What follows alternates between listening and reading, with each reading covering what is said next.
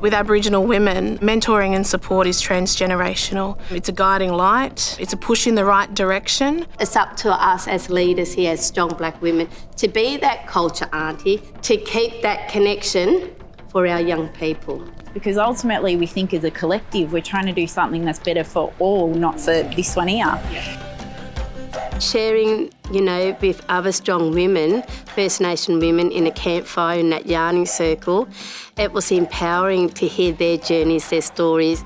She's my cousin, but she's like the big auntie or the big sister, She celebrates my wins, and when I'm feeling down, she's a phone call away. I think what's really beautiful about us as a mob and as a cultured people is that we really feel it when our people are struggling. One of the biggest chapters in your life book was the Lismore floods, and you had that voice for that community because they never had a voice. All I could do was give Naomi words of wisdom and encouragement, and then I was so proud that she stepped up. We need to walk together to ensure that our children don't have to go through what we've been through. There are many, many ways to help community. There is so much to do. We've come a long way, we've got a long way to go. I don't think I would have known that I was actually in such a bad domestic violence relationship had I not been hired by Bronwyn. When we first met was when she came for a job at Bundjalung. I was a coordinator at the Women's Centre at the time. That's where she started to understand the situation that she was in. In our communities, there's so much pulling down. I call it crabs in a bucket. Put more than 2 crabs in a bucket, they're going to pull the other one down so no crabs get out.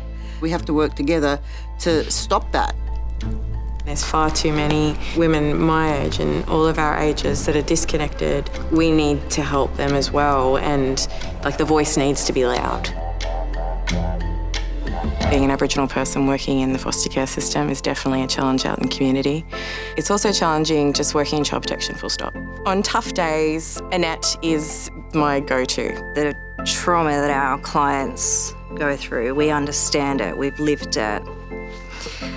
I don't know if I could have got through it without her. Appreciate your sisters and your nieces and your aunties and your nanas and your mums. They are the ones that will stand by you and help you grow. To me, Aboriginal women are everything. We want to see each other do better and thrive. We started working together along with other people from Trading Black through our shared experience of exploitation of Aboriginal culture.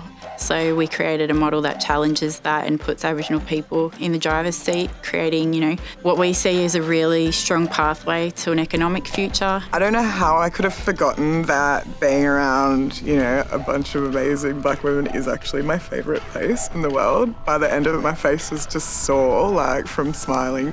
How do we make sure that we hold on to the force that's within our community of black women, the resilience and the strength, unapologetically? We can celebrate who we are. It's I love myself.